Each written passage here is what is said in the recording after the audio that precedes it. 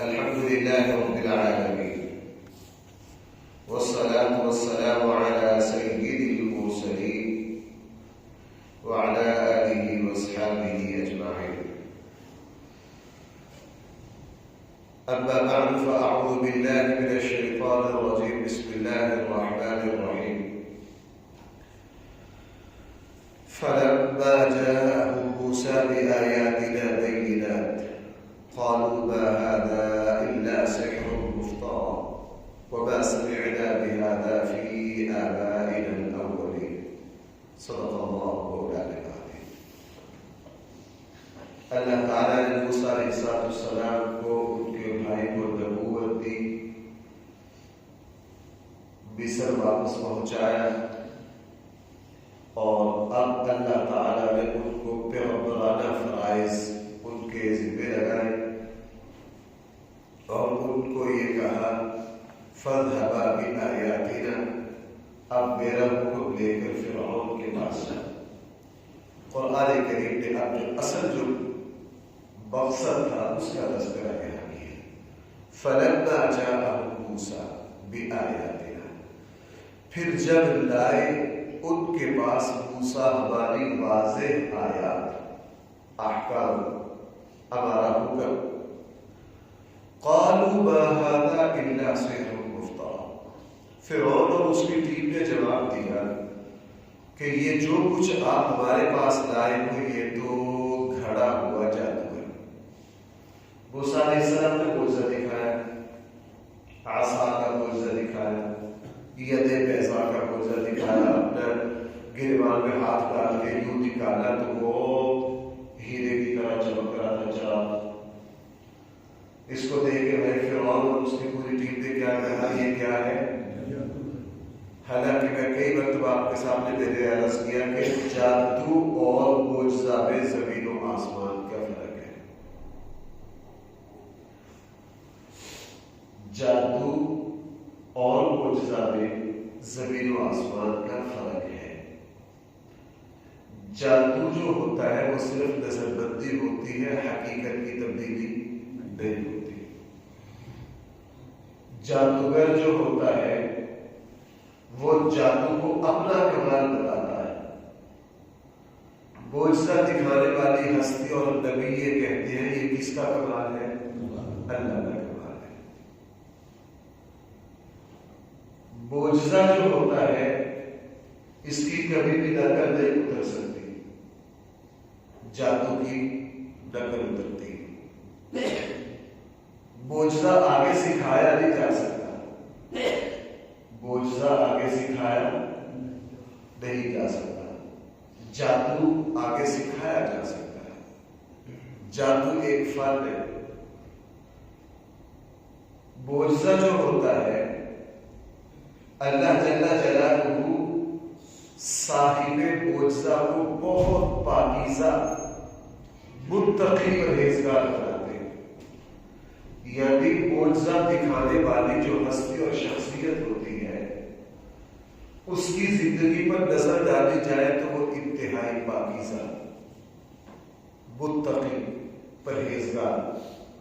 جادوگر جو ہوتا ہے اس کی عملی زندگی انتہائی گندی، ناپاک.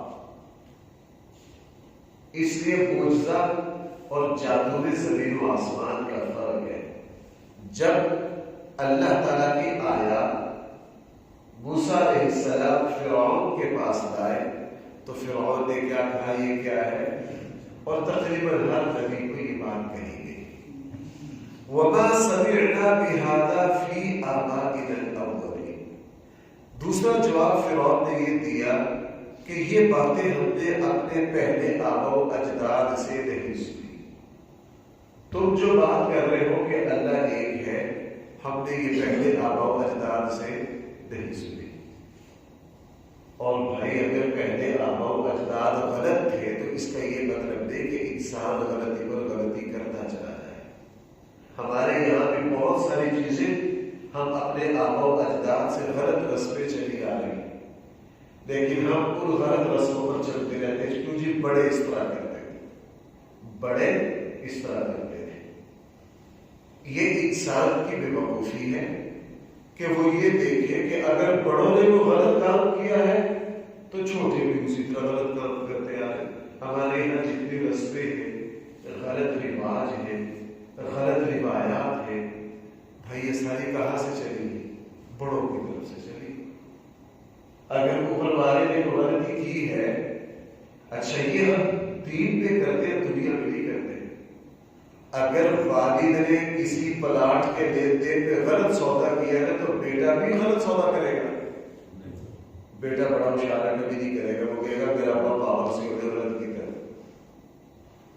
ہم دین میں کہتے ہیں بڑے جو کرتے آئے، بڑے جو کرتے آئے. دنیا میں ہم بڑے سمجھدار ہیں، دنیا میں کہتے ہیں ہمارے والد نے یہ بھی غلط کیا، یہ بھی غلط کیا، یہ بھی غلط کیا. تو جتنی رسمیں بنتی ہیں، الٹے رواج بنتے ہیں، جتنی بدعات بنتی ہے، وہ یہی سے بنتی ہے کہ بڑوں نے. فرعون نے کیا جواب دیا کہ آپ ہمیں جو کچھ کہہ رہے ہیں وہ ہمارے آباؤ اجداد سے ہم نے نہیں سنا، اور یہ جھوٹ کا سنا ہے. سنا کہ یوسف علیہ السلام اللہ کے نبی آئے ہیں، اوپر سے آباؤ اجداد سارے کو سنا. مشرکین مکہ نے بھی رسول اللہ صلی اللہ علیہ وسلم سے یہی کہا کہ آپ ہمیں جو بات کہہ رہے ہیں ہم نے اپنے آباؤ اجداد سے. حالانکہ جھوٹ ہے. مشرکین مکہ کے آباؤ اجداد کون ہے؟ ابراہیم علیہ السلام، وہ تو توحید کے علم بردار تھے، بت شکن تھے. اسماعیل علیہ السلام، وہ تو اللہ کے نام پر قربان ہوئے. انسان یہ جھوٹ بولتا ہے، اور یہاں بھی یہ جھوٹ بولا گیا وما سمعنا بہذا، اور ہم نے نہیں سنی یہ بات پہلے آباؤ اجداد سے. وقال موسیٰ، بھائی دیکھو میری بات، موسیٰ علیہ السلام کو اللہ نے حکم دیا تھا فرعون کے سامنے جا کے نرم بات کرنا. بھائی کیا کرنا؟ نرم بات. یہ بات بڑی سیکھنے والی ہے. اللہ تعالیٰ ہم مسلمانوں کو سکھائے، ہمارے سیاستدانوں کو بھی سکھائے، ہمارے مولویوں کو بھی سکھائے. سخت سے سخت بات، تن سے تن، ہر وقت زبان سے شعلے اگلنا، آگ اگلنا. یہ کوئی کمال والی بات نہیں، یہ کوئی کمال والی بات ہے.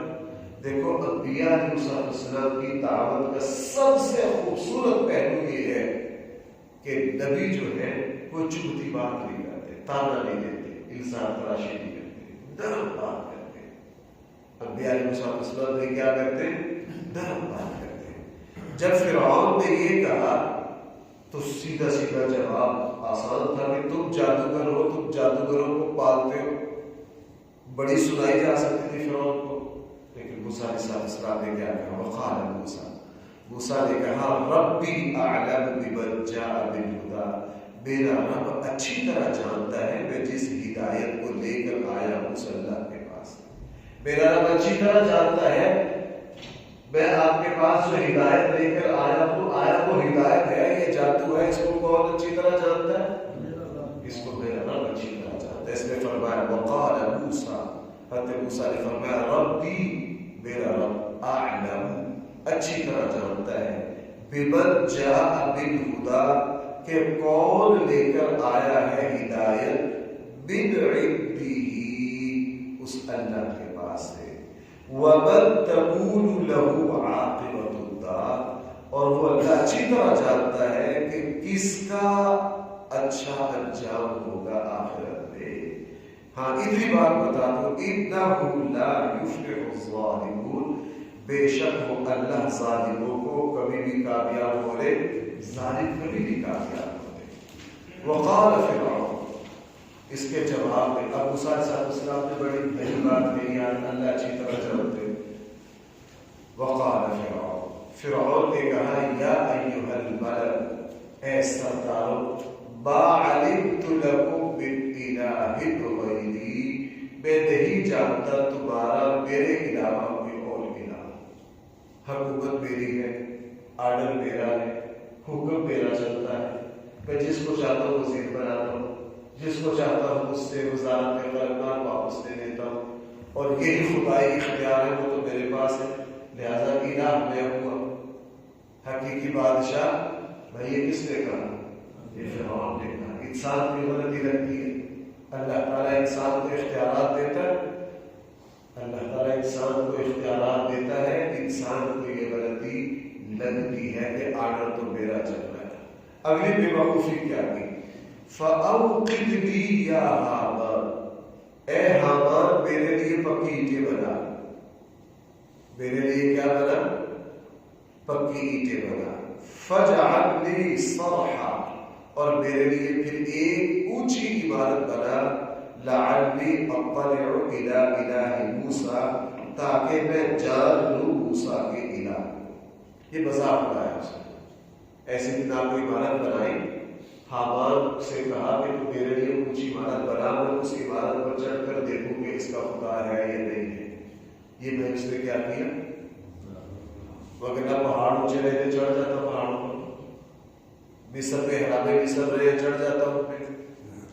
اس نے یہ طرز کی، اس نے یہ مذاق کی، وہ یہ سمجھا کہ اگر خدا یہی اوپر بیٹھا ہے، یہ اس طرح کی توہین امیز باتیں آج سے کچھ سال پہلے، 35-40 سال پہلے جب روس کا پچھلا عروج تھا، تو انہوں نے فضا میں بہت سب سے زیادہ بلندی پر راکٹ سب سے پہلے روس نے اڑایا۔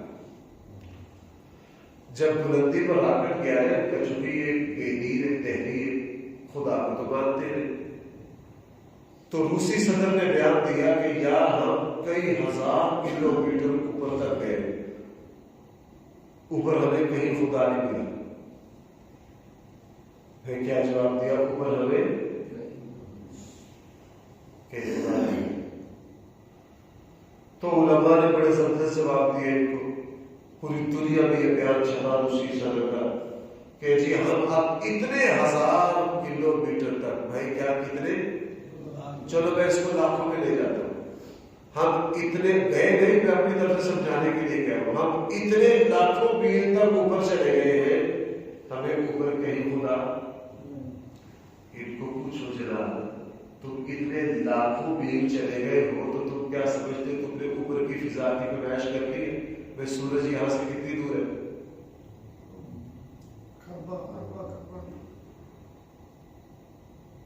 خود بتاتے ہو سورج اتنے کروڑ میل دور ہے، اور خود چند ہزار پر جا کر کیا کہتے ہیں ہمیں خدا؟ تمہارا اپنا دعویٰ یہ بتا رہا ہے کہ اس فضا میں جتنی وسعت ہے تم تو اس کے پہلے قدم پر پہنچے ہو بھی، تم کہاں پہنچے ہو؟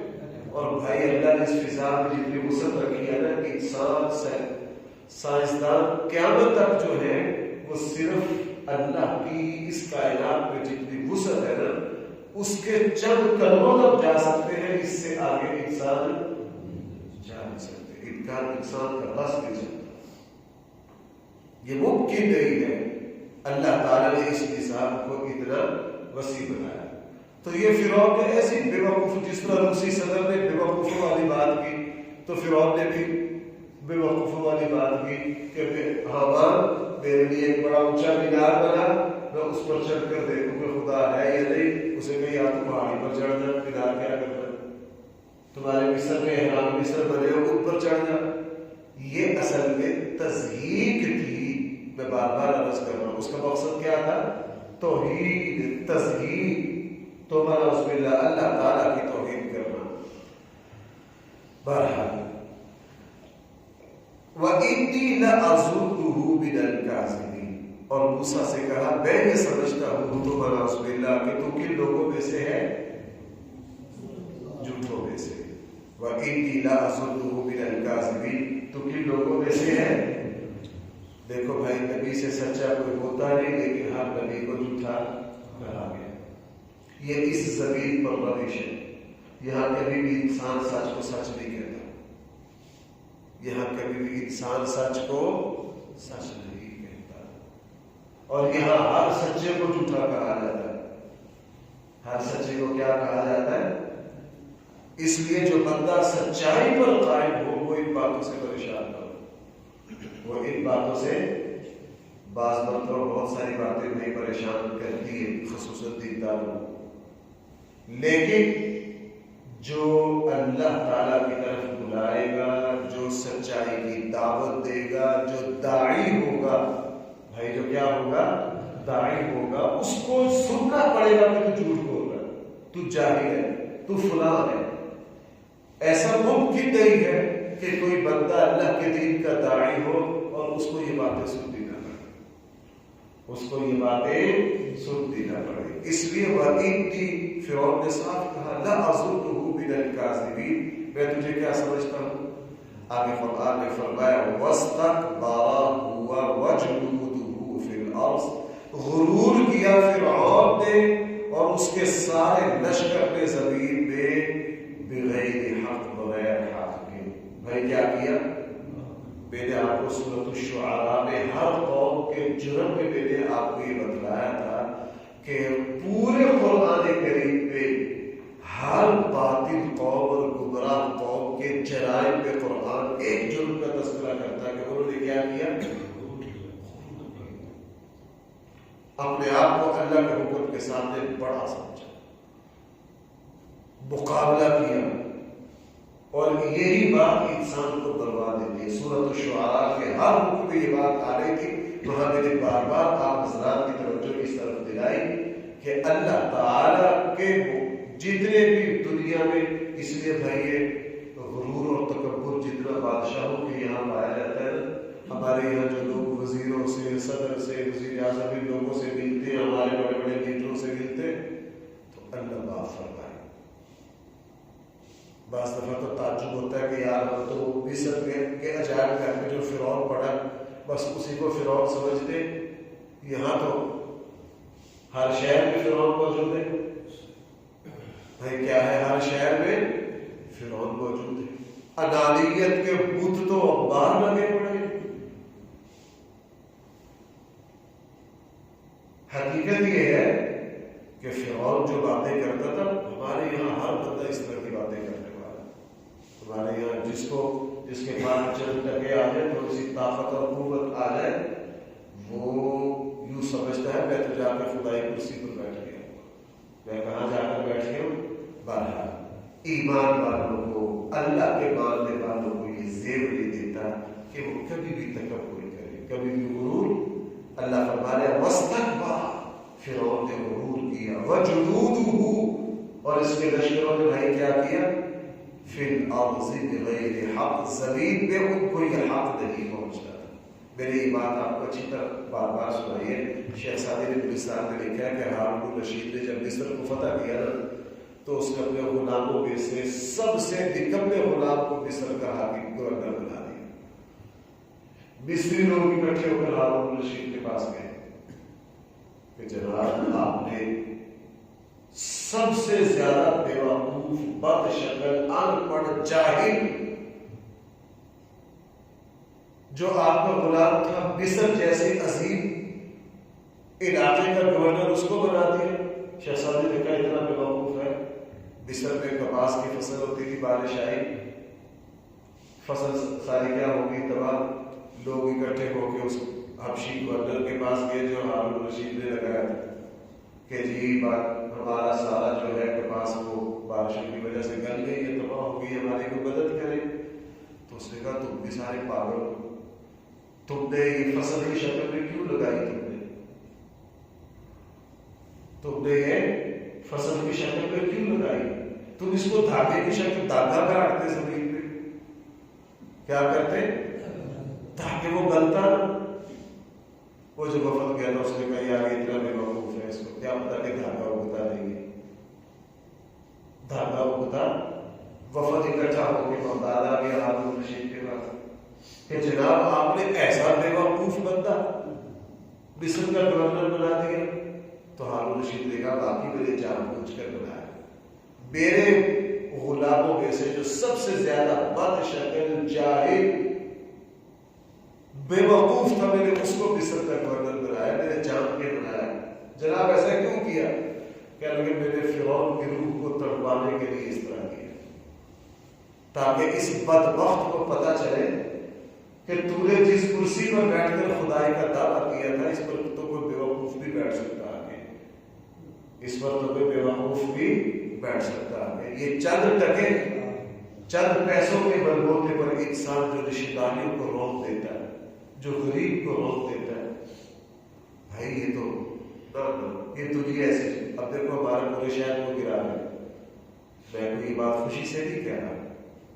لوگ اپنے کاروباروں کی وجہ سے پریشان ہیں، اور میں یہ بھی نہیں کہہ رہا کہ یہ غلط کر رہے ہیں. چونکہ جس معاملے کی سمجھ نہ ہو اس پہ بات نہیں کرنی چاہیے. چونکہ مجھے اس معاملے کی سمجھ نہیں ہے، میں رائے نہیں دے سکتا کہ صحیح کر رہے ہیں یا غلط کر رہے ہیں، چونکہ مجھے اس معاملے کی بھائی سمجھ ہے. لیکن بظاہر جن لوگوں کی دکانیں ٹوٹ رہی ہیں وہ کیا ہے؟ پریشان ہے. بھائی وہ کیا ہے؟ پریشان ہے. جس دکان پر بیٹھ کر پیسہ کما کر بڑی بڑی باتیں کی ہوگی، اللہ نہ کرے اگر کسی نے کی ہے، بٹو میں بھائی دکانیں کیا ہو جاتی ہیں. دنیا اسی طرح ہے. یہ صرف ان کے ساتھ نہیں، سب کے ساتھ ہے. آج کچھ ہے، کل کچھ ہے، پرسوں کچھ ہے. اس زمین کا نقشہ بڑی تیز.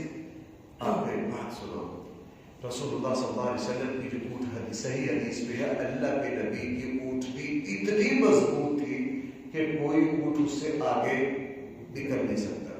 ایک جنگ سے اللہ کے نبی واپس آ رہے تھے، پیچھے سے ایک بدو آیا اونٹ لے کے، اس نے اونٹنی بھگائی اور حضور علیہ السلام کی اونٹنی سے آگے نکل گئے.